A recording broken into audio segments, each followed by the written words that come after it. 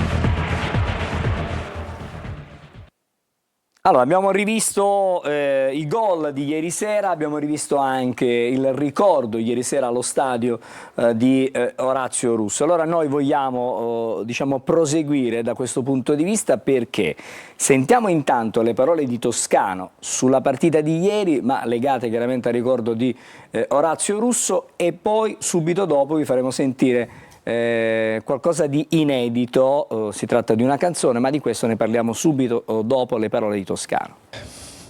Vogliamo dedicare questa vittoria ad Orazio, ringraziare anche i tifosi che in questi giorni gli hanno dato il giusto tributo a un ragazzo straordinario che ha dato tanto al Catania.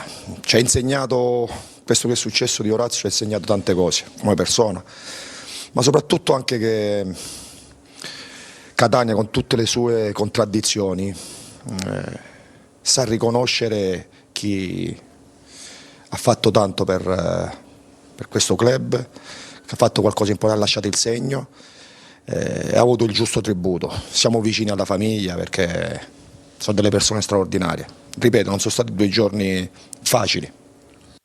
Allora, queste sono le parole di Toscano. E allora adesso vediamo una clip che noi abbiamo rimontato con le nostre immagini, una vita in campo, una dedica particolarissima fatta ad Orazio Russo.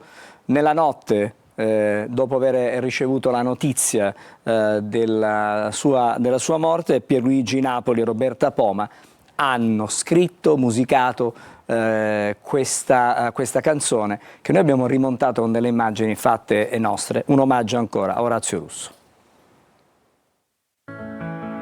Poi il tempo si ferma, ma non si ferma il ricordo. Negli occhi dei piccoli hai trasmesso l'orgoglio e quella passione per diventare grande un giorno. Sai, dicono che la morte sia un fischio finale, ma chi ha vissuto in campo rimarrà reale. Resta lì nel grido della curva, negli occhi della gente che, guardando il cielo, ricorda quel guerriero. Una vita in campo tra sudore e gloria, scrivendo con impegno i versi di una storia. Bandiera nel vento che non si ferma mai, come il cuore che batte nel petto degli eroi. Sei il capitano, insegna ai ragazzi a sognare, perché un vero campione non sa solo segnare. Sopra il Cibali stasera, un uomo, un simbolo, una bandiera vera. Riposa guerriero, il tuo gioco eterno, la tua voce risuona e risuonerà nel tempo.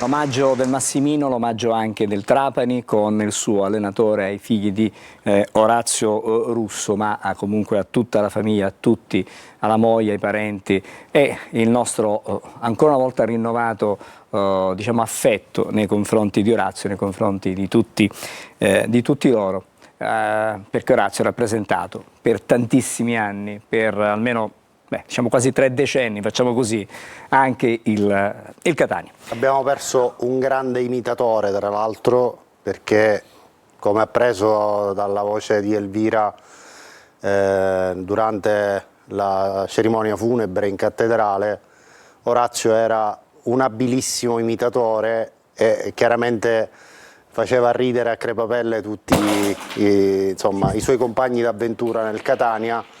Imitazioni perfette di Zarbano, di Antonello Laneri, di Emanuele Catania,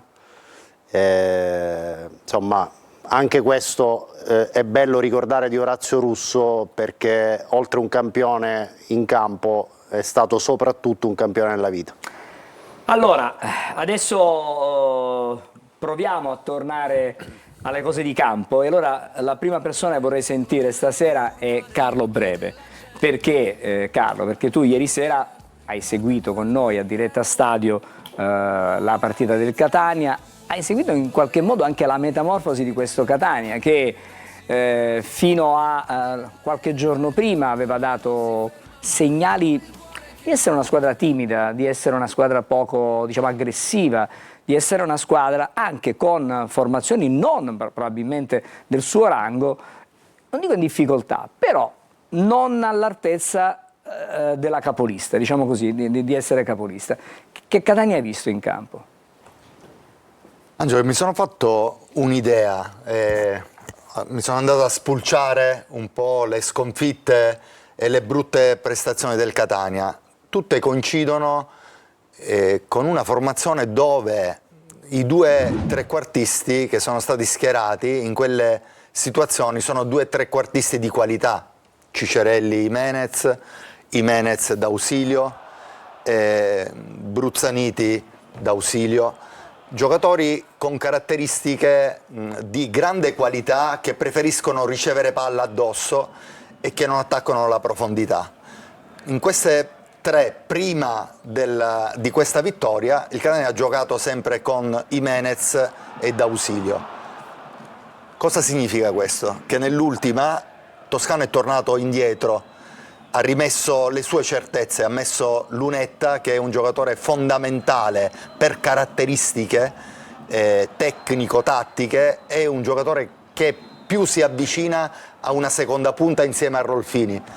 Insieme ad una prima punta strutturata come Forte, la manovra del Catania ne trova molto giovamento, infatti non per caso ieri il Catania è stato pericoloso, ha calciato più volte in porta, Forte è diventato un giocatore di nuovo pericoloso nei 16 metri, il Catania si giova della presenza di un giocatore dalle caratteristiche come Lunetta, qualora non ci fosse Lunetta ci sarebbe secondo me Rolfini, secondo me da questo momento in poi vedremo un Catania con i due attaccanti, uno centrale, uno affiancato con le caratteristiche di Lunetta o di Rolfini e un giocatore di qualità che in questo momento è d'ausilio, che ha scalato le gerarchie e in questo momento è il giocatore più in forma tra quelli di qualità che ha il Catania.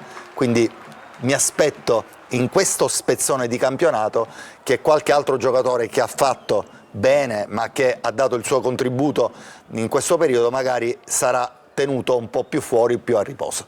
Vorrei sentire, prima di tornare al commento sulla partita, anche Max, su quella che è stata la prestazione del direttore di gara. Non ci sono stati grandi episodi contestati, forse qualche rara, diciamo, indecisione, però tutto sommato come hai giudicato tu l'operato del direttore di gara? Ma sicuramente nel complesso la prestazione di Ubaldi è stata una prestazione secondo me positiva, una prestazione che ha accompagnato la gara nei suoi eventi, che non ce ne sono stati molti, non c'è stato un particolare agonismo, i numeri dimostrano quello che sto sostenendo, tant'è che l'arbitro in tutta la partita ha fischiato 8 falli il primo tempo e 8 falli il secondo, non c'è stato nemmeno un provvedimento disciplinare.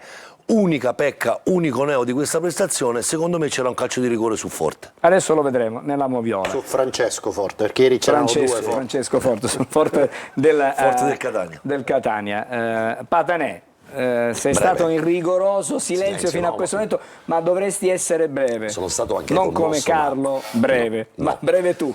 Allora, dopo la disamina del professore Breve, cos'altro si può aggiungere sotto un profilo squisitamente tecnico? Assolutamente poco. Allora, Carlo, se mi permetti, spingo qualcosa sul piano emotivo di questa partita. Io non mi deprimo per le sconfitte, mi arrabbio parecchio perché da questa squadra mi aspetto sempre quella gara argentina che ieri ha fatto vedere casa sola. Anche nelle sconfitte mi aspetto comunque un Catania che lotti. Non mi esalto di contro, pur apprezzando il salto di qualità sotto un profilo del gioco e anche della velocità di espressione, non mi esalto per il 4-0 ieri contro il Trapani, cioè attenzione, non sono un bastion contrario che dice no, dimentichiamoci il 4-0, è un risultato importante, fondamentale in quella che può essere la rincorsa del Catania. Sul piano tecnico chapeau su quelle che sono state le tue argomentazioni, però ricordo a me stesso che il Trapani è la squadra più derelitta che in questo momento c'è nel campionato.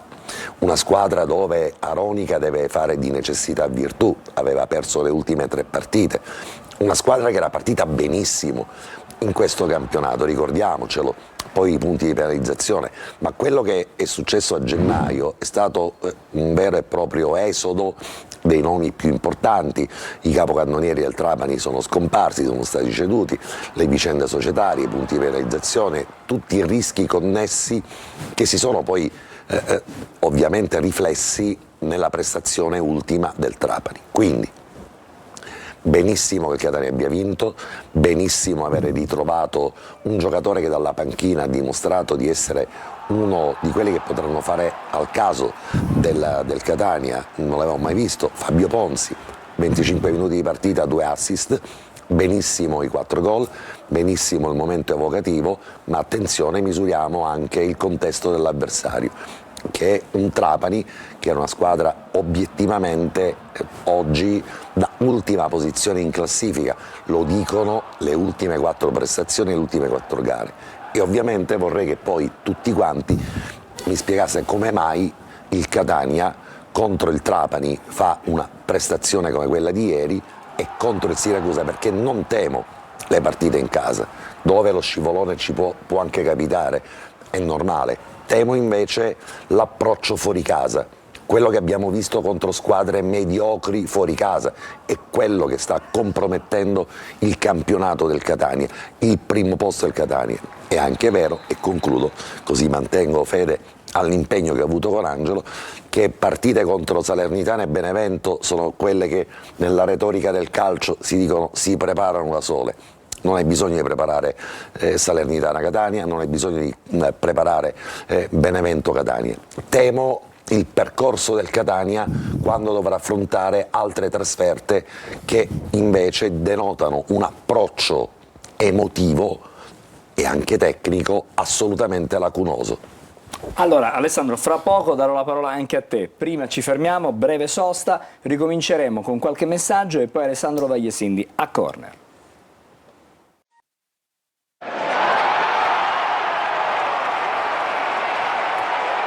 Riprendiamo il nostro cammino a Corner, andiamo subito dalla nostra Giulia. E io parto con questa domanda che ci siamo fatti un po' tutti quando abbiamo visto Patanè arrivare questa sera. Perché ti chiedono, Patanè, ma così elegante, giacca e cravatta, ma non ne stai enno? Sono stato bacchettato da Gagliano nelle ultime puntate di Corner, ero stato troppo casual, allora ho ripreso il vestitino della prima comunione, l'ho riindossato e sono venuto in trasmissione. Benissimo, allora, andiamo Poi c'è avanti. chi non è d'accordo invece con Carlo Breve. Non sono d'accordo assolutamente con Carlo Breve. Ieri il Catania ha imposto il suo gioco, non è stato attendista e lo dicono appunto i 4 gol che ha fatto.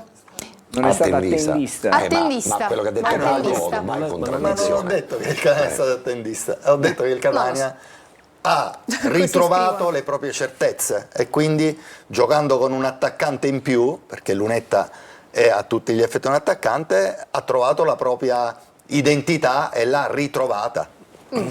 Poi domanda per Vagliasindi, 9 vittorie, 2 pareggi potrebbero bastare per la B, cioè 85 punti?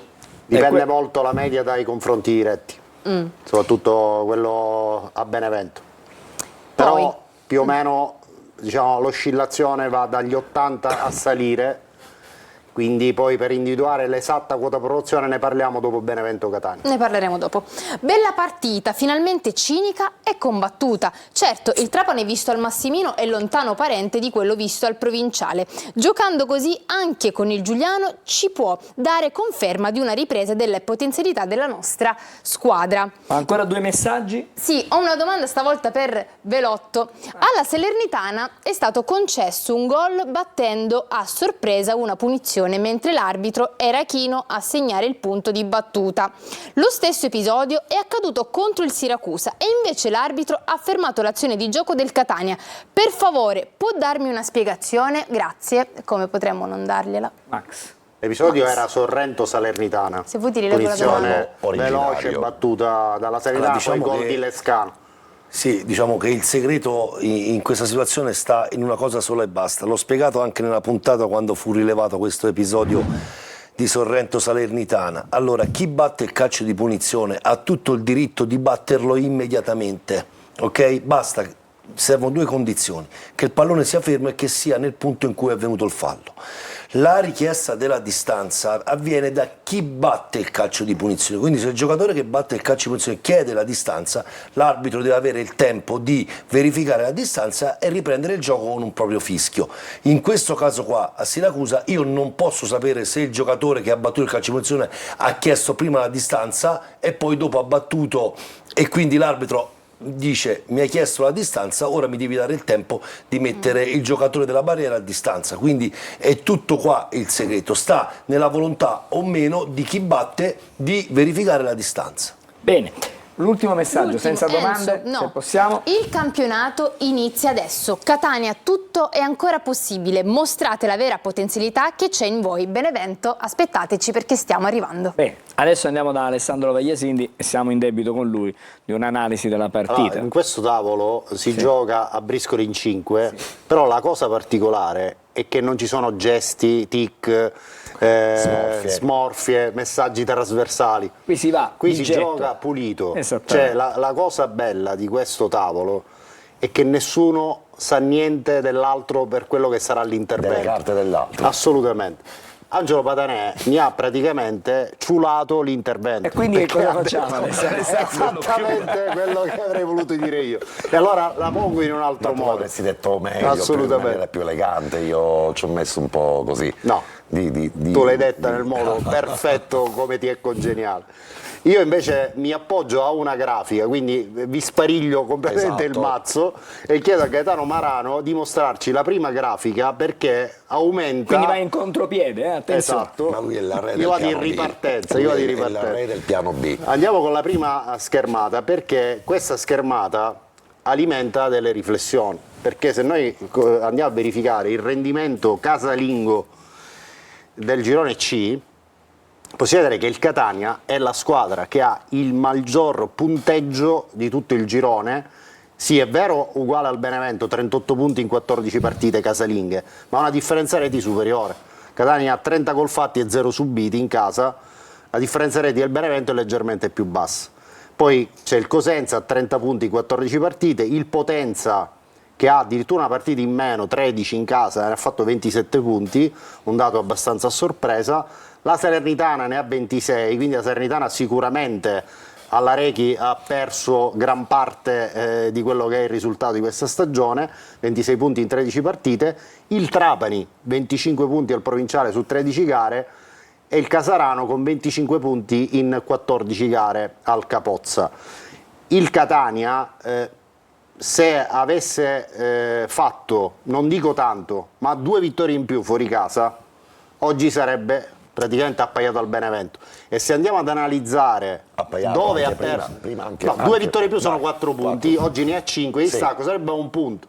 Vabbè, non voglio anche dire cose pensare, trasformare troppo sconfitte in vittorie, sarebbero 3 punti. Vabbè, o un pareggio, diciamo, una vittoria su un pareggio, una vittoria su una sconfitta. perfetto. Nella peggiore delle ipotesi. Ma senza andare appaiato. lontano, a Potenza hai pareggiato con l'uomo in più, a Foggia hai pareggiato contro una squadra che comunque è abbastanza disastrata, hai perso a Caserta è andata Sorrento, come è andata. hai perso a Sorrento, hai pareggiato a Siracusa dopo essere stati in vantaggio.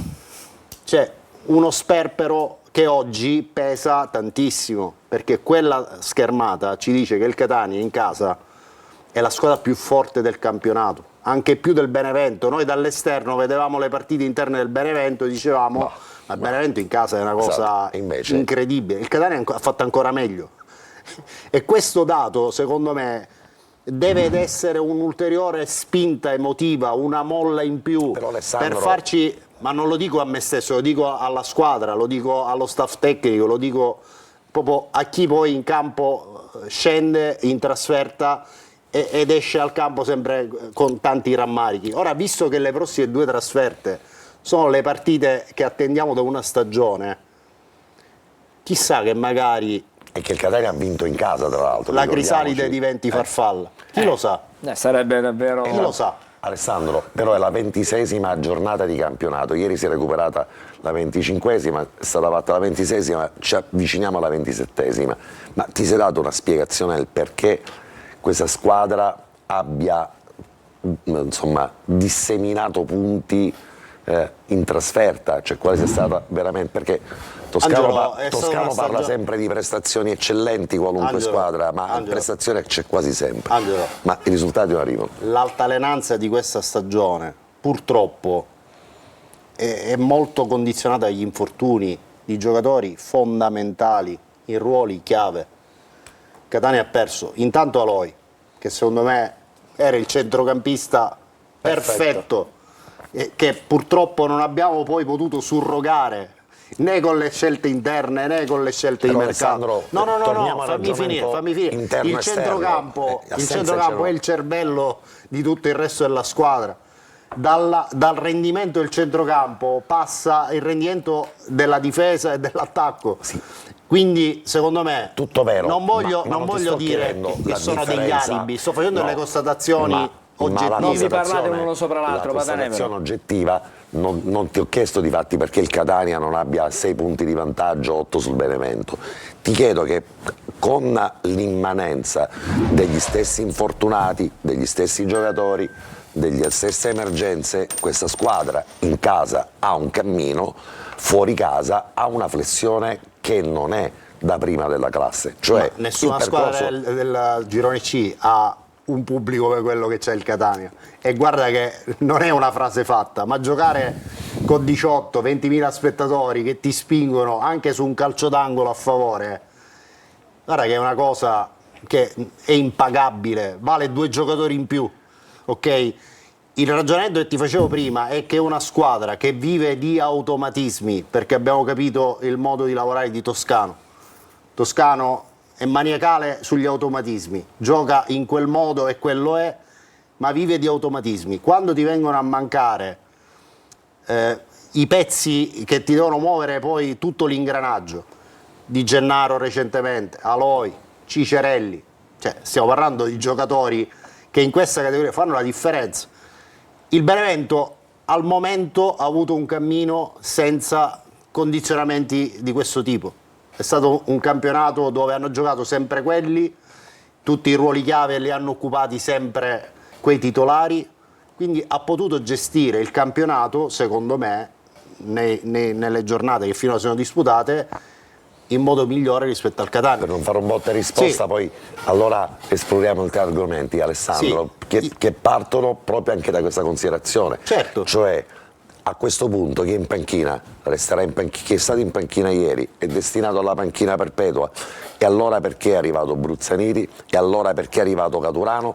Ma di tutto questo ti prometto che ti farò la domanda prima che Gagliano poi mi tagli praticamente. Non solo Ma tu te l'aspettavi che il Catania fosse la miglior squadra del girone ma scusa, in casa? una squadra. O pensavi che fosse il Benevento? Sincero, No, senza assolutamente- vedere questa... Assolutamente sì, No, nella che misura avessero in gli cui, stessi punti sì, perché alla fine voglio dire, nella la misura in valutazione cui Sì, è però quella. dico, c'è addirittura una differenza reti Il Catania- Vabbè, il Catania però So ha che non ne imbattuto in vogliamo casa, non ha parlare mai mai. praticamente Certo, subito non gol solo da questo imbattuto, punto di vista. una squadra che non Sì, ma il Benevento ha fatto 3-4 gol a partita in che casa. subisce cioè, 0 gol, e proprio ieri durante la telecronaca, Alessandro, noi eravamo vicini, ho detto che il 4-0 di ieri serve anche per quello che potrebbe essere un'ipotesi di differenza a reti, perché i 4 gol del Trapani non sono state un'umiliazione al Trapani, ma erano un'esigenza del Catania di rimpolpare quel fronte di gol fatti in una differenza reti che chissà alla fine potrebbe tornare anche utile, perché in questo momento il Benevento sulla differenza reti generali è sicuramente avvantaggiato rispetto Padane, al Catania. ci Allora- fermiamo, ci dobbiamo fermare ragazzi. Ok. Breve sosta, Mi poi, taccio. poi ripartiamo. Noi continuiamo a giocare, Poi esatto, a continuare a Bristol, giocare. Ripartiamo da Giulia subito dopo la sosta.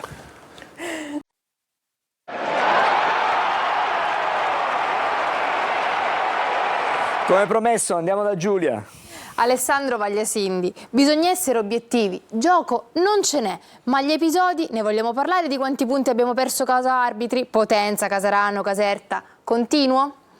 Poi ti chiedono quando rientrerà Cicerelli, se è previsto un rientro per le prossime settimane. metà marzo. Perfetto, e poi perché Toscana non ha fatto ricorso all'FVS in quel fallo in area avversaria? Ora Grazie, ci arriviamo, ci ci arriveremo arriviamo tra a poco. questo. E poi, signori, non esaltiamoci, il Trapani non pervenuto, mi chiedo cosa abbia poi Donnarumma, è da un paio di partite che lo vedo lento e impacciato. Ce l'ha detto Ma qui in studio, convive con un problema che è emerso nella partita di Caserta, girata andata, e non ha recuperato il 100%, quindi anzi si è messo a disposizione pur non in condizioni ottimali, però avendo visto Fabio Ponzi, se 1+1 fa 2, magari domenica inizia Ponzi e poi entra Donnarumma, se dobbiamo valutare la prestazione.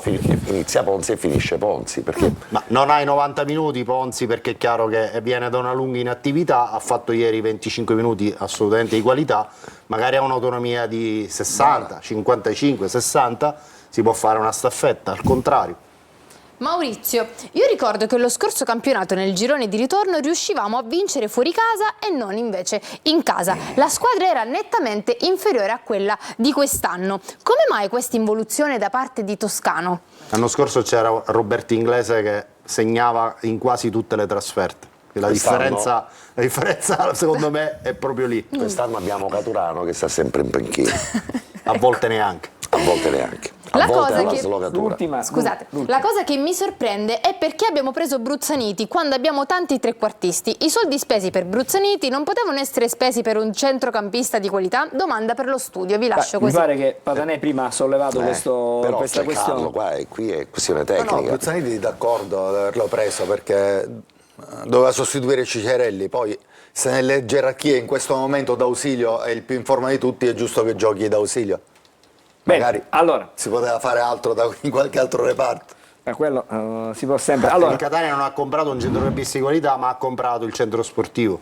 appunto, allora. Domande ricorrenti per Torre Si del girano, Grifo, quindi... le vedete anche nel nostro, Sì, sì. nei nostri messaggi che Il scorrono. top player della stagione si chiama centro sportivo. E allora Perché Alessandro, comunque- perché non lo spieghiamo alla gente che vuole sapere come è andata a finire? Allora, facciamo un passo indietro e arriviamo ad oggi. Allora, questa storia inizia con un'offerta irrevocabile d'acquisto depositata nel maggio del 2025, per 4 milioni di euro, che ha poi generato la pubblicazione di un bando da parte della curatela, la presentazione della domanda di partecipazione del Catania e poi del gruppo Aurora, che ha messo sul piatto 4 milioni e 10 mila euro per far sì che si aprisse l'asta competitiva.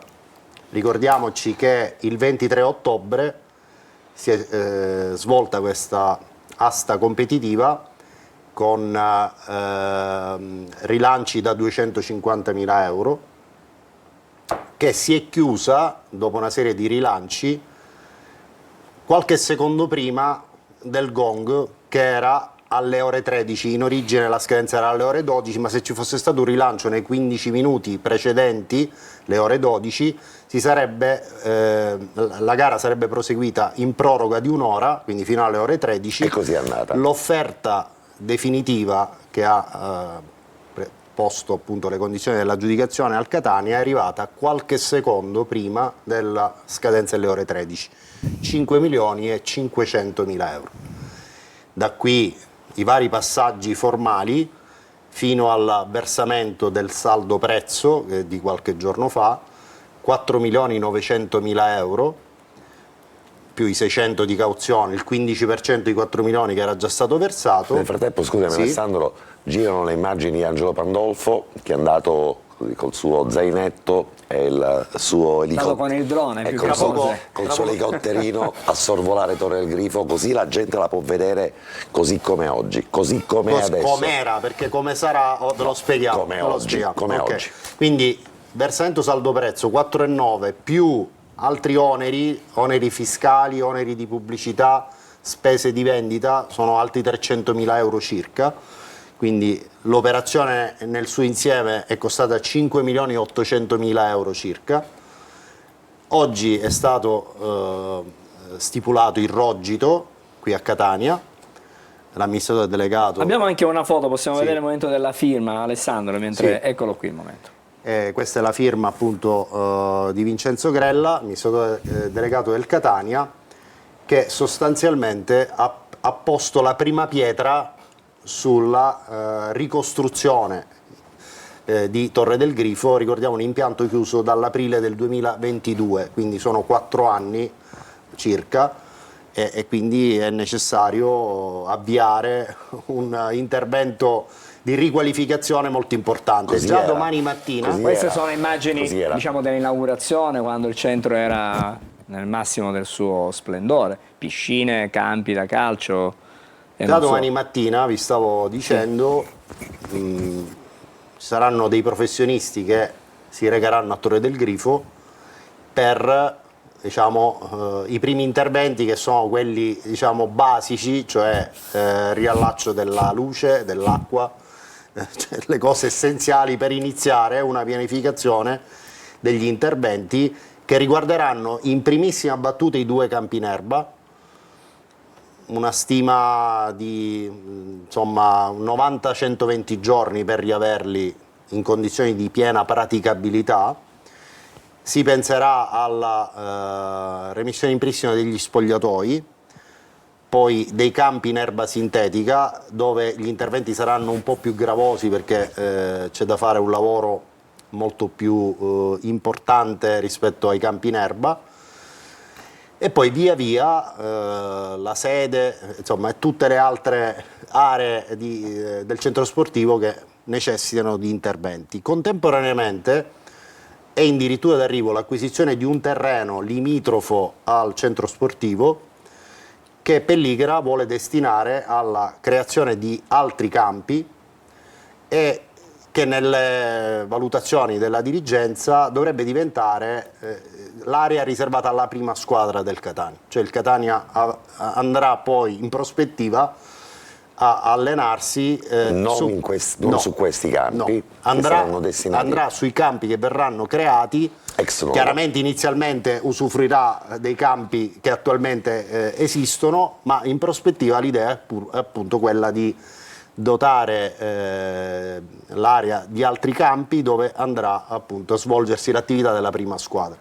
Sulle altre aree, diciamo quelle che riguardano la palestra, la piscina, innanzitutto l'idea è quella di metterla a reddito, quindi esternalizzare queste attività con partner insomma, di primaria importanza internazionale, per far sì che possano arrivare fonti di reddito anche nella copertura dei costi di gestione. Poi c'è ovviamente anche l'idea di convertire al fotovoltaico per ovviamente ottenere un grande risparmio sui costi legati all'energia. E queste insomma sono le cose più importanti che alle viste il gruppo Pellichera ha intenzione di fare. Fammi aprire una piccola parentesi anche sul discorso legato al logo. Sì, perché arrivano anche dei messaggi da questo punto di vista. Allora, a maggio del 2025, contemporaneamente alla presentazione dell'offerta irrevocabile d'acquisto per il centro sportivo, il Catania ha presentato una stessa offerta irrevocabile d'acquisto per l'acquisizione del logo. La curatela ha inteso dare priorità al centro sportivo. Conseguenzialmente, visto che oggi questo capitolo si è chiuso, è assai presumibile che a breve verrà indetta una gara, perché chiaramente la curatela deve seguire ovviamente tutto quello che sono i dettami della procedura, quindi è presumibile che verrà bandita una gara e poi il Catania ovviamente parteciperà perché ha già manifestato il suo interesse. E quindi insomma in un periodo non troppo lungo anche questo discorso dovrebbe andare a compimento. Allora, visto che siamo arrivati al momento della pubblicità, ci fermiamo e dopo ci sarà la moviola, promessa per Max Velotto, fra pochissimo.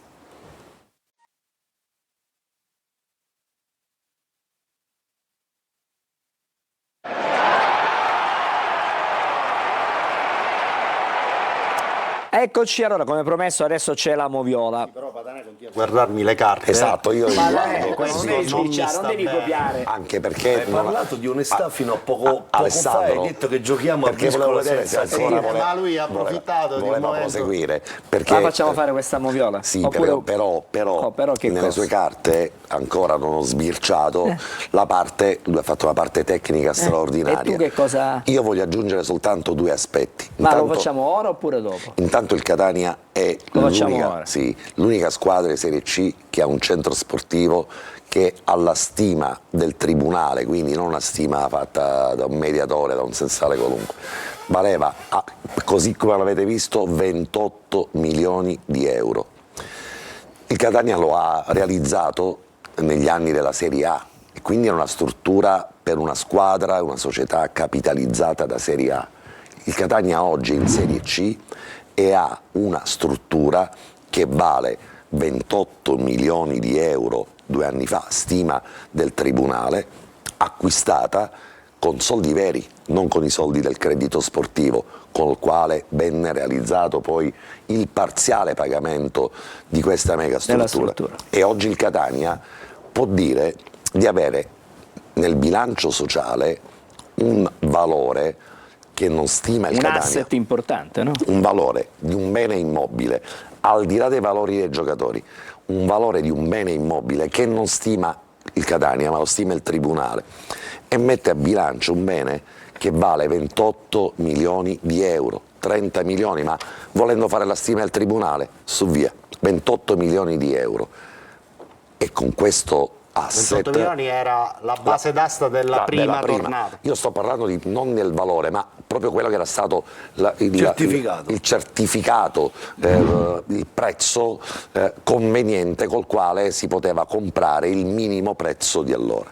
Che significa questo? Che il Catania oggi a bilancio ha una struttura che vale 28 milioni di euro, che ovviamente va a pareggiare sotto un profilo di bilancio le spese enormi che ha fatto Pelligra, ma in tutto questo c'è la serietà di un imprenditore che ha deciso veramente di investire con soldi veri e reali a Catania, che sta progettando da imprenditore un allargamento di quel centro sportivo, quindi non ci fermiamo lì, fa un ragionamento da impresa, ma ben che vengano, perché quando queste cose le vediamo così strutturate al nord, diciamo ad averlo un imprenditore del genere. Catania ha avuto la fortuna di avere un imprenditore, una gestione, un management e un'equipe, quindi vedere Grella che firma quel documento si firma solo se i soldi li hai interamente versati, e allora non ci sono qui, eccolo là. Se posso aggiungere una cosa alla tua giusta osservazione da un punto di vista proprio strettamente economico, io credo che alla base dell'acquisto che fa un imprenditore importante come Pelligra, come la famiglia Pelligra nei confronti di Torre del Grifo, cioè non c'è solo un discorso di dire stiamo andando a riprendere una cosa che era dei catanesi, del Catania, e che riporta indietro il Catania ai grandi fasti. Secondo me c'è proprio un'operazione, proprio un business proprio imprenditoriale, che non è legato solo al fatto di far allenare la squadra.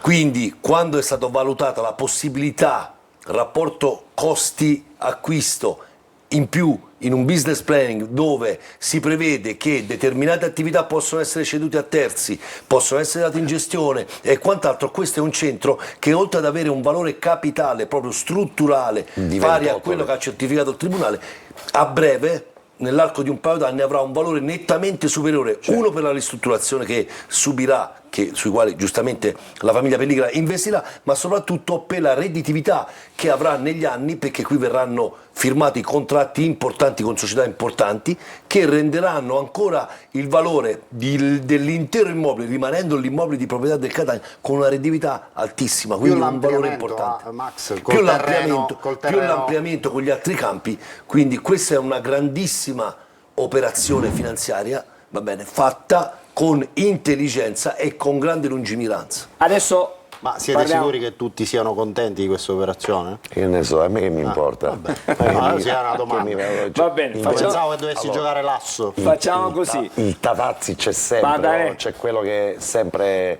c'è sempre quello che va contro, sì, no? C'è quello che pensa diversamente. Sì, ma cosa c'è? Abbiamo una fortuna di avere comunque una società solida. Guarda che succede a Siracusa, guarda che capita senza andare lontano. Angelo continua perché tanto sa che la moviola è talmente corta stasera che c'è 2 episodi e giustamente era già tutto programmato. Facciamo la moviola perché abbiamo poi anche grafiche da fare vedere, ci sono le pagelle ancora da valutare. Cominciamo con la moviola, lo dico anche a beneficio del nostro in regia, del nostro Gaetano Marano, che così prepara i filmati. Cominciamo con il primo episodio. Il primo episodio, quello che ho detto in premessa quando mi ha chiesto la prestazione dell'arbitro, che secondo me è stata una prestazione positiva nel complesso, a fronte comunque al cospetto di una gara che non ha offerto particolari difficoltà. Secondo me l'unico neo è questo episodio al 9 minuto e 45 secondi. Secondo me, ragazzi, questo è calcio di rigore. Qua non c'è scusanti, non c'è interpretazioni, qua c'è un dato oggettivo, qua c'è un giocatore che prende per il collo nettamente Casasola. Qualcuno può pensare che Forte. Qualcuno può pensare che Forte si è lasciato cadere, qua non si lascia cadere, qua viene completamente tirato a terra, preso per il collo dal giocatore. Guardate l'arbitro che, se rivediamo l'immagine, voi se guardate l'arbitro è impallato da un difensore del Trapani, tant'è che scorge la testa. Ora, se voi guardate l'arbitro, è impallato dal giocatore davanti, scorge la testa, gira la testa verso destra, quasi a cercare l'angolazione giusta per vedere, e vede l'atto finale, cioè vede cadere un giocatore. La domanda che mi pongo è: perché non è stata richiesta l'FVS? Perché secondo me la risposta perdonami, perché dallo stadio ovviamente abbiamo osservato che è passato quasi un minuto tra questo episodio e la ripresa del gioco, perché evidentemente ci sono state delle comunicazioni tra il quarto uomo, che era Gemelli di Messina, con Ubaldi, che evidentemente gli ha detto: ma guarda che Però aspetta, qualche dubbio ci rimane. Ci siamo accorti che quando si chiama il calcio di rigore, si chiama la card, No, qui card non ne hanno chiamato. i giocatori vanno subito a fare il col dito così, a dire chiama card, perché qui invece anche Forte è rimasto così pietrificato, No, guarda, però ha allargato le braccia, lui resta a terra e dice: ma che pietrificato. Da questo momento in poi guarda la panchina come per dire che cosa fate? fate? Allora, noi spostiamo questo episodio tra 2 settimane, quando ci troveremo al Vigorito, e siamo al 93esimo e c'è un'azione così. Ieri è passato totalmente in secondo piano per 2 semplici motivi. Uno, perché la partita è finita 4-0. E l'altro perché in campo i giocatori stessi non hanno... Ma perché, Max? Lo devo capire. È sfiducia. Ma lo vorrei capire. Allora, io vorrei avere una lettura mia personale su questo episodio del perché non è stato chiamato all'FVS. Io non vorrei che anche dalla panchina magari ci voleva essere la volontà, perché per via traversa, insomma, ho saputo che diciamo, il quarto ufficiale quasi si aspettava la chiamata, quel tentennamento e quel confronto che c'è stato tra Gemelli e Ubaldi in campo c'è stato perché era talmente palese l'azione, era talmente chiara la situazione in cui si poteva richiedere la card. Gemelli ha quasi fatto attendere un altro Ubaldi per capire che cosa volesse fare il Catania. Non vorrei nella mia testa pensare che siamo nei primi minuti. Esatto. Ok, siamo nei primi minuti, forse l'atmosfera ha condizionato molto anche quello che è successo nel pregare e quant'altro. Era un po' una partita dove secondo me ci è voluto qualche minuto in più per entrare nel clima partita, perché molto probabilmente forse eravamo un po' tutti, compreso i giocatori, ancora in quel limbo, diciamo, di tristezza che avvolgeva la serata di ieri sera, quindi diciamo che non c'era quella cattiveria o quella determinazione nel partire subito, quasi come se per rispetto nei confronti di Lazio ieri sera tutti quanti si volevano comportare in maniera tranquilla e serena e non esaltare, esasperare gli animi. Prima lettura. Seconda lettura potrebbe essere che il Catania magari sia un po' rimesso a queste chiamate FVS. Secondo me magari adesso ci pensano di più per 2 motivi. Uno, perché sicuramente pensano che l'arbitro non cambi idea, e secondo, a fronte del fatto che l'arbitro non cambi idea, possa innervosire i giocatori in campo, va bene, perché in questo caso qua magari fosse stato chiamato all'FVS, Ubaldi andava all'FVS, confermava che non era rigore. Per me sarebbe stato uno scandalo se l'andava a rivedere per le immagini che ci sono, vedere un fermo immagine con un giocatore che avvolge proprio il collo del giocatore del Catania e non lo fischi. No, nel catch si chiama chiave articolare. Ecco, Però quindi volevo dirvi, per la prima chiave articolare. una delle rare volte in cui c'è la possibilità di avere più immagini di quanto perfetto, accaduto, ieri sera c'erano 4 immagini, ce ne sono una diverse. più chiara di un'altra, Esattamente. Angelo, una più chiara di un'altra. Sinceramente mi ha lasciato qualche dubbio. Queste sono le mie chiavi di lettura, perché, come chiedeva anche un telespettatore, del perché il Catania non ha chiamato. E alla fine Ubaldi quando prende allora? Non ho capito. Quanto prende Ubaldi nella tua Ubaldi, pagella? cioè, allora, su questo episodio qua io dico è un episodio isolato fino a se stesso, non ha condizionato la gara, perché la votazione dell'arbitro dipende anche se una valutazione errata può incidere sulla partita e sul risultato finale. Però non è grave. No, l'errore è un errore grave, che rimane fino a se stesso. L'errore diventa grave se dopo la review la rivede e lui conferma che non è rigore. Quello diventa un errore grave. Diventa grave. Dal campo Lui ha l'alibi che lui ha l'alibi che è impallato. Quindi secondo me, io da una parte non dico che lo scuso, ok? Perché noi abbiamo visto le immagini che non ha lui. Se lui avesse avuto, infatti io sono rimasto un pochettino, se avesse avuto la possibilità di riguardarselo, secondo me ci poteva stare la possibilità di Napoli, che è il suo secondo assistente, quello che praticamente guarda l'azione nella sua estensione, seppur dalla linea io laterale. torno a ripetere, Angelo, io chiedo. No, io sono d'accordo, avranno fatto le loro valutazioni, anche le D'accordo. immagini arrivano. Io sono stato in panchina e ho vissuto l'esperienza a livello di terreno di gioco, vi posso garantire che a volte non hai tutti gli elementi, quindi attendi un attimo quella revisione dal tablet per vedere un attimo, e quello è il tempo che si è perso per mettere le condizioni. Motivo per il quale io posso pensare che, essendo i primi minuti, per tutti i ragionamenti che ho fatto prima e che non voglio ripetere, il Catania abbia deciso di non chiedere la card. Allora, adesso vediamo l'altro episodio. Su questo episodio però le immagini non sono chiarissime, No, anche perché la me- regia non ha mostrato dei replay che ci potessero magari consentire un fermo immagine, ci potessero dare chiarezza dell'immagine. Sì, io allora, questo episodio qua, cioè questo calcio d'angolo, Lunetta cade a terra e chiede, e fa ampi gesti, chiede qualcosa come se, eccolo qua, si lamenta con l'arbitro molto esperto, perché poi se vi posso raccontare un retroscena per quanto riguarda l'episodio poi di Donnarumma dopo, qua Lunetta chiede qualcosa, addirittura guarda la panchina e chiama la card. Guardate, questo è Lunetta che chiede la card. Allora, io non vado a cercare l'immagine che ci può essere su Lunetta, io vado a cercare cosa commette invece Casasola, perché è lui che colpisce il pallone di testa, è lui che prende per la maglia l'avversario e lo scaraventa proprio indietro. Se andiamo avanti con le immagini, voi guardate Casasola ora, si tira il difensore dietro, se lo tira proprio, lo strattona, eccolo qua. Se andiamo avanti con le immagini, sono però eccolo qua, il difensore che cade a terra viene completamente strattonato da Casasola, che poi colpisce il pallone. L'arbitro si concentra su quel giocatore lì, se c'è qualcosa in area di rigore su Lunetta non abbiamo modo di vederlo, la cosa è certa è che Casasola a velocità normale si tira via il difensore, colpisce di testa e questo è calcio di punizione da firmare. Chiudiamo con l'ultimo episodio? Sì. Eccolo qui, il terzo.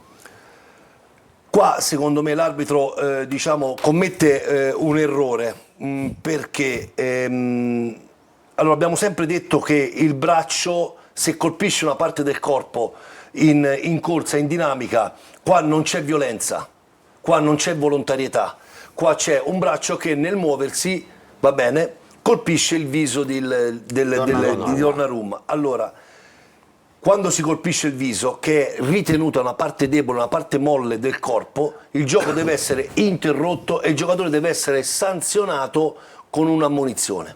L'errore qua di Ubaldi sta nel fatto che in questa situazione qua il Catania si gioca la card perché la può giocare? Perché chiede il rosso, perché non può chiederla per il giallo, ok? L'arbitro in questa circostanza qua, secondo me, fa un errore non madornale, perché lui va all'FVS, lui, anche se l'azione è continuata e poi si è fermata, va all'FVS, fa la review, in questo caso qua lui poteva comunque dare calcio di punizione e ammonire il giocatore. Ora, mettiamo per assurdo che questo giocatore del Trapani fosse già ammonito. Questo è Matos. Mettiamo per assurdo che questo giocatore, questo in un concetto di logica futura, cioè perché può capitare una situazione del genere in una partita più importante, dove un giocatore è già ammonito, va bene, qua secondo me poteva essere, se il giocatore era già ammonito, poteva essere un secondo giallo con la relativa espulsione. Max, provocazione, ma allora è vero che gli arbitri anche di fronte alle evidenze sono così... Allora io ho saputo che in questa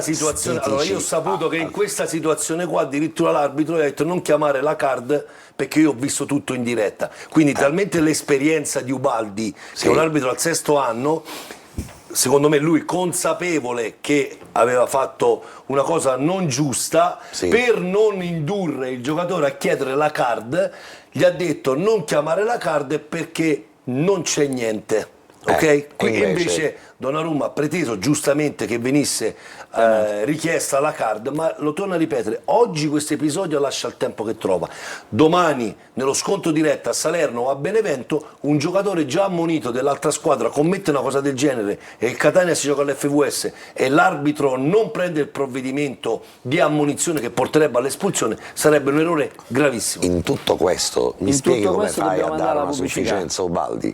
Cioè, no, va bene. Ok, allora, due episodi una partita da vogliamoci bene. Ci torniamo dopo. Appunto, è stato intelligente a non andare tranquilli. Ha detto stop. Andiamo in pubblicità. Ci torniamo dopo. Questa cosa è pazzesca. Dopo.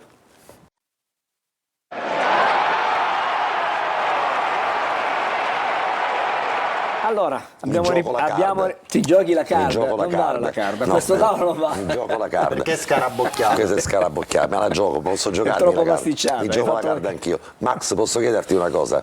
Allora, prima di Salerno e Benevento, mi fai una statistica, non per me, ma per i nostri telespettatori, penso che sia una cosa interessante.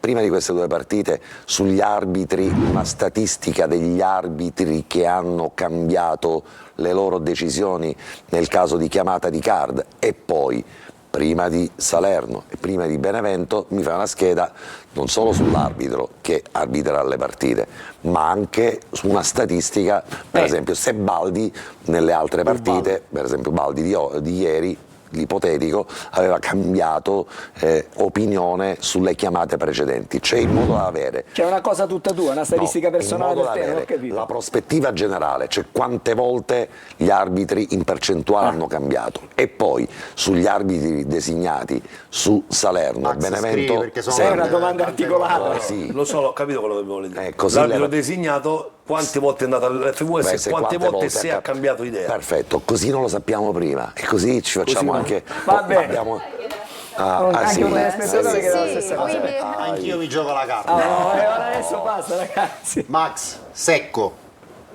Designazione per Salernitana Catania e Benevento Catania. Salernitana Catania la vedo più difficile di Benevento Catania, secondo me, al di là perché Salerno come ambiente è molto particolare.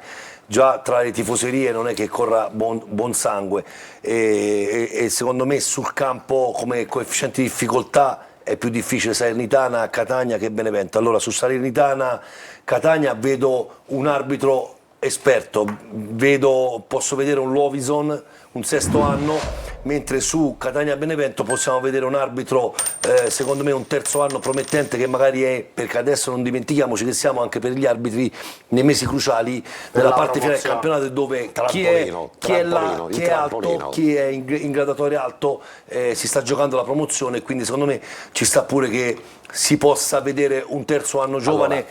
che sta facendo molto bene, e io uno l'avrei anche dicelo, dai. indicato, secondo me molto probabilmente, per come Il profilo, sono le mie il profilo. valutazioni, potrebbe essere anche Drigo. Allora, un attimino devo darvi Di una Porto notizia. Gruaro. Che su Salernitana Catania si va verso il divieto di vendita dei biglietti dei tagliandi ai residenti alla provincia Ah, va? di Catania. guarda, dai. Quindi questo è quello che Guarda, vi posso... uno scoop. E ti dico che su Salernitana Monopoli, la partita del prossimo turno in casa della Salernitana, fino a oggi sono stati venduti 100 biglietti. Beh, allora, Quindi No, ma non è Arechi, che per deserto. Benevento Catania, i tifosi del Catania che possono andare a Benevento, perché c'è- sono gemella, li fanno passare da Bari, Perché, no? esatto, perché c'è un bel tragitto da fare, i precedenti non sono i vediamo migliori. adesso le O in pagelle. nave da Civitavecchia.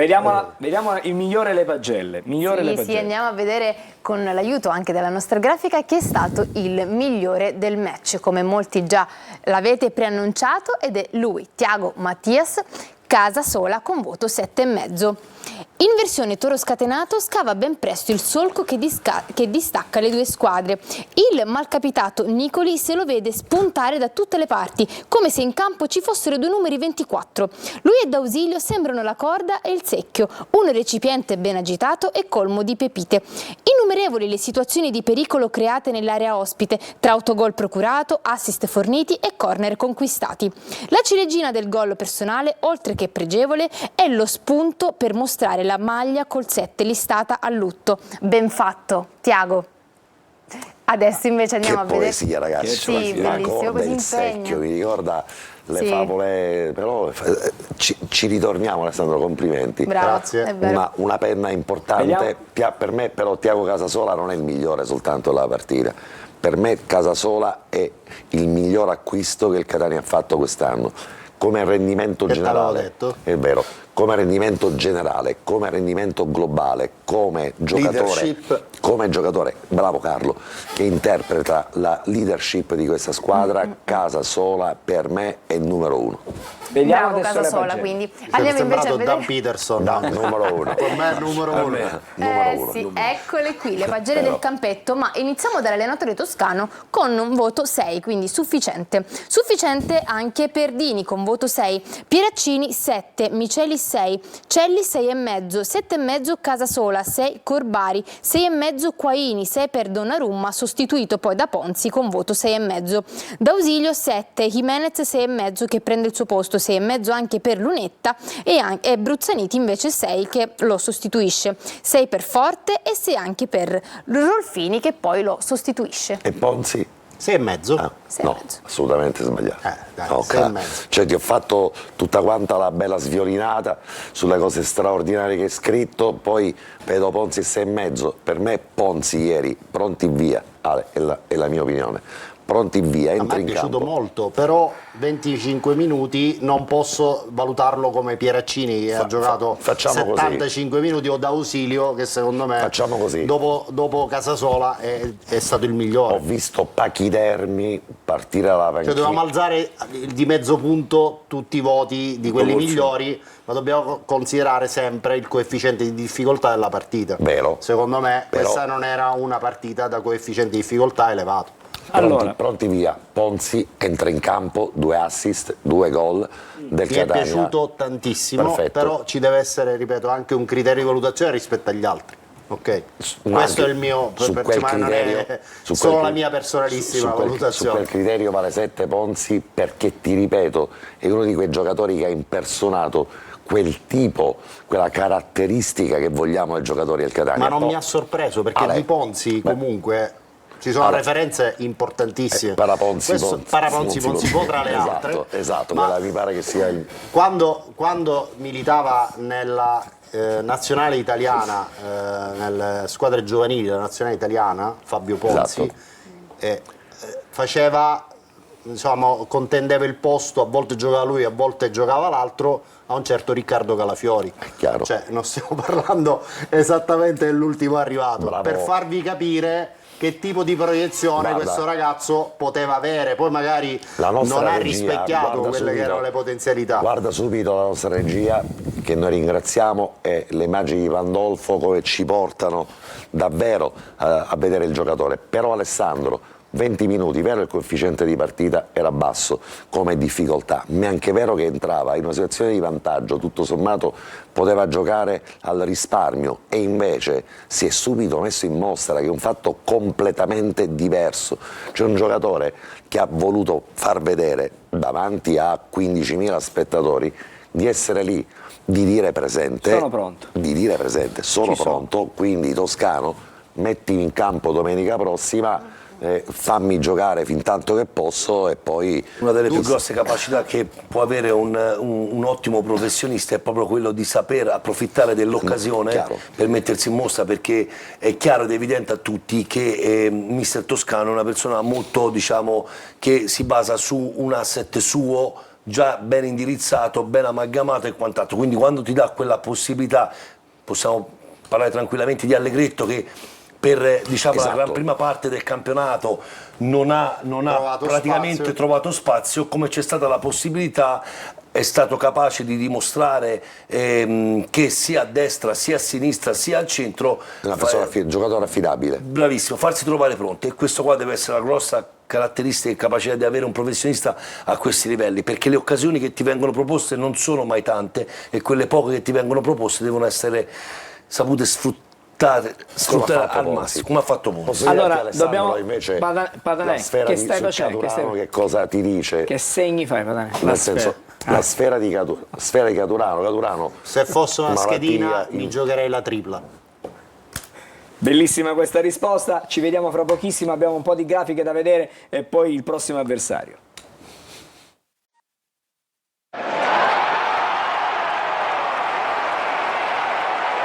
Siamo all'ultimo segmento di Corner, ripartiamo Alessandro da questo testa a testa che certamente comunque è sempre molto interessante. c'è un recupero per la trasmissione perché mi pare che abbiamo solo 10 minuti. Non ce n'è recupero. Niente recupero?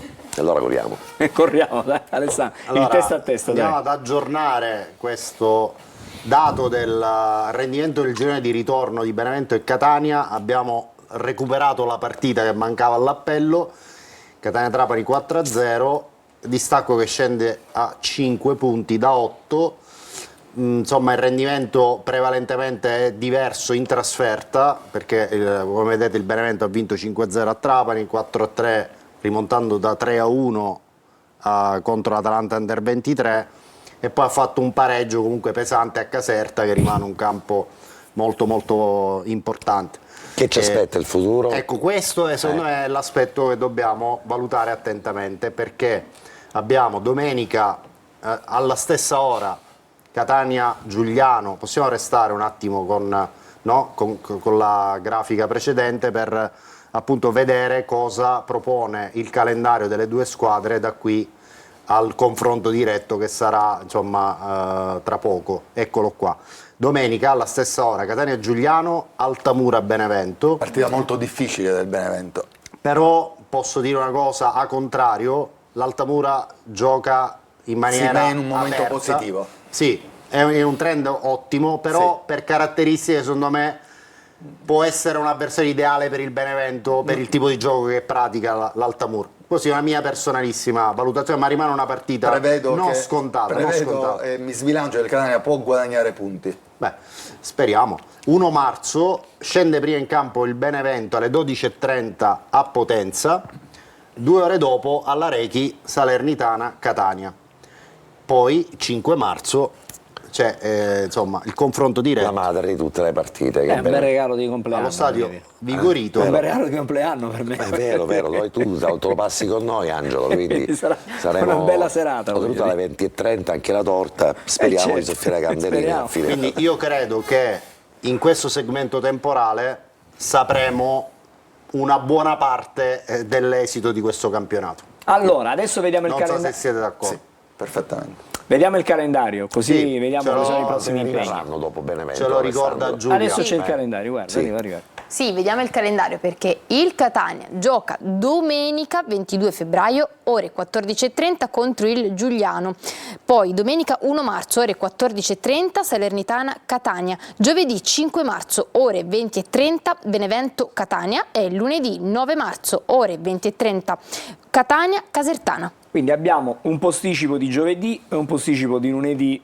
Tra l'altro da non sottovalutare che il Catania dopo quelle 2 trasferte avrà la Casertana al Massimino, che rimane una squadra sempre temibile perché è una squadra che gioca bene, che si è anche rinforzata a gennaio, ha avuto diciamo una piccola flessione rispetto a un rendimento che sembrava a un certo punto addirittura da concorrere verso le primissime posizioni, ma dopo aver fatto Salerno, Benevento in 4 giorni, giocare poi di lunedì al Massino contro la Casertana, resta una fase di calendario dal non mi massimo vorrei coefficiente di sbagliare difficoltà. a seguire, cioè vai a Crotone Vai a Crotone. dopo Caserta. Dopo probabilmente. Caserta vai, cioè, ce l'hai col team Altamura. Ah, la partita. vai ad Altamura, ok. Team Allora. Altamura, poi Catania-Casarano, Latina-Catania, Catania-Zeta Picerno, Crotone-Catania. Catania-Zeta Potenza. Picerno, Patanè, ti dico che si giocherà il lunedì di Pasqua. Fantastico. All'ora lo di so, pranzo. è una cosa Quindi che renderà felici Porteremo un tutte. braciere. Esatto, Facciamo- questo è mangia. Vabbè, allora No, prima del... domanda rapida. Finisce Benevento-Catania. Le altre partite possono risultare determinanti per l'uno o per l'altra? Dipende come esci. Esci Dipende con quale morale esci l'una Ecco. o l'altra squadra da questo contro confronto più punti diretto. o più il morale? Considerando, Angelo, che il Catania la fase negativa l'ha già vissuta, quindi il momento negativo l'ha già vissuto, ancora il Benevento no, il calendario in questo momento ha delle partite difficili per il Benevento, quindi il Catania ne potrebbe approfittare. Mi fido della tua esperienza. No, da questo punto di vista statisticamente potrebbe essere così, poi il Catania deve dare continuità a questa vittoria, è chiaro. Certo, ci mancherebbe. Nessuna squadra che ha vinto il campionato gli anni scorsi è stata immune da un periodo di flessione nel giro di ritorno. È Nessuna. fisiologico. È La Juve fisiologico. Stabia, l'Avellino, l'anno prima, Tutti quanti. tutte. Vediamo il prossimo avversario, così Sì. magari lo presentiamo Sì. con la grafica, c'è il supporto anche grafico. Sì, il Giuliano, ci siamo concentrati sul rendimento del Giuliano da quando siede in panchina Raffaele Di Napoli, che insomma ha dato un'inversione netta al rendimento della squadra campana, perché ha esordito pareggiando a Salerno 1-1, poi ha battuto 3-0 il Cosenza in casa, poi ha perso di misura a Sorrento, a Potenza contro il Sorrento, e ha battuto 3-1 il Trapani, Quindi diciamo che c'è in questo momento il picco di rendimento del Giuliano, che tra i marcatori in evidenza ha giocatori con 3 gol, sono Baldé e D'Agostino, a 2 gol c'è l'ex Roberto Zammarini, Isaac Prado e Egarebba, che è arrivato dalla Casertana. In trasferta ha fatto 2 vittorie, 5 pareggi, 6 sconfitte, segnando poco, 11 gol in 13 partite e subendo non troppi gol, 21 in 13 per una squadra che deve salvarsi. Insomma, tutto sommato è un buon rendimento difensivo. All'andata finì 3-0 per il Catania, facile con un Lunetta in grande spolvero. L'ultima formazione schierata, che è la partita Giuliano-Trapani 3-1, un 4-2-3-1 con Greco, Laezza, Davino e Caldore in difesa. Insomma, grande esperienza con Laezza e Caldore, che sono sicuramente 2 tra i centrali più esperti di tutta la Serie C. E questa forse, Ale, scusami se ti interrompo, è l'unica certezza tattica che abbiamo, perché allora, c'è anche la possibilità che giochi Giustiniano, ma l'impianto che difensivo ha fatto un buon giro di ritorno. Tra i 3 difensori potrebbe uscire Davino e entrare Giustiniano. Esatto. Però insomma, se Di Napoli è soddisfatto del rendimento che i difensori hanno avuto contro il Trapani, potrebbe anche mantenere questa anche linea perché difensiva. è simile un po' all'impianto difensivo e anche alle scelte che ha avuto Di Napoli per la prima sua partita importante, Salernitana Giuliano, perché Alessandro, secondo me dobbiamo guardare più alla formazione che ha schierato a Salerno che a quella che ha schierato col Trapani, perché il coefficiente di difficoltà ovviamente è lo stesso. Esatto, per il Giuliano è lo per stesso. il Giuliano è lo stesso, è lì, quindi impianto difensivo che verrà mantenuto, forse qualcosa è diverso di in mezzo al campo. Sì. Ma Gli esterni Marchisano e D'Agostino, in mezzo c'è il capitano, il giocatore più esperto, De Rosa, giocatore veramente forte anche se avanti negli anni, e in mezzo Forciniti, ma non ci sarà perché ha subito l'ammonizione col Trapani ed è stato squalificato, Roberto Zammarini come prima citato. In avanti Prado e Ogunseie hanno giocato contro il Trapani, può darsi che giochi Volpe, che è più un giocatore di raccordo rispetto a Ogunseie, che invece è un bestione, uno che insomma fa reparto di fisico. Potrebbe essere Prado Volpe, secondo me. Potrebbe essere Volpe, perché tra l'altro è quello che l'ultimo ha segnato i gol nelle ultime partite. I subentranti sono stati sempre autori Volpe, di che era a buone Monopoli ed è stato trasferito nel mercato di gennaio a Giuliano, un giocatore che ha sempre fatto intravedere però ancora uno dei rimasto pupilli di Peppe Raffaele. Sì, Volpe è giocatore, credo ancora il cartellino sia del Catanzaro, credo che sia del Catanzaro il cartellino. Sì, del Catanzaro. Allora abbiamo 66 attenzione a Murillo. Sì, Murillo, giocatore che fatto gol domenica, ha risolto la partita. Sì, è vero. Allora, unico rimpianto il fatto che non ci sarà il duello Forciniti-Bruzzaniti. Questo mi dispiace parecchio. benissimo, grazie. Prima di chiudere vorrei semplicemente da Max qualcosa sulla designazione dell'arbitro della partita di domenica. Sì, oggi abbiamo la possibilità di saperlo perché siamo in una puntata infrasettimanale, sono uscite le designazioni, l'arbitro designato è un arbitro di esperienza, proprio come dicevamo anche nelle precedenti puntate di Diretta Stadio, ormai non si fanno più gli esperimenti, ora è il momento di giocare le carte più importanti, l'esperienza fa sicuramente da padrona, c'è Di Cicco di Lanciano, quinto anno, circa 70 partite in categoria, un arbitro che quest'anno nel Girone C ha già arbitrato 2 volte il Benevento e 2 volte la Salernitana. Bene, allora abbiamo meno di un minuto a disposizione per i messaggi. Giulia, l'ho visto in Benevento Casarano, non mi ha fatto impazzire. Mi stai bruciando questi minuti questo minuto a disposizione di Giulia. No, basta con le carte. No, vado. Patanè ricorda che Caturano 2 gol, 2 vittorie importanti. Poi per quanto riguarda le infatti pagine ho chiesto la sfera a Bagliasini perché Non la me lo prima volta perché è la prima volta che succede, almeno quest'anno, che un giocatore lievemente infortunato non venga convocato, ovvero io ricordo giocatori al Catania infortunati convocati in panchina, il fatto che per una slogatura alla caviglia non venga convocato, affaticamento all'adduttore, ha detto affaticamento ieri. alla Caviglia Allegretto. Basta. Allora, ma è uscito bene messaggio. io non ricordo che è uscito bene. Scusa. L'ultimo. Guarda, attinente a questo, perché un nostro telespettatore ci scrive che sarebbe opportuno fare un'altra trasmissione simile a Corner, però con un unico protagonista, cioè il mitico Patanè, così lo chiama. Si potrebbe chiamare Pata Corner, quindi abbiamo anche il titolo. Pataneide, va bene.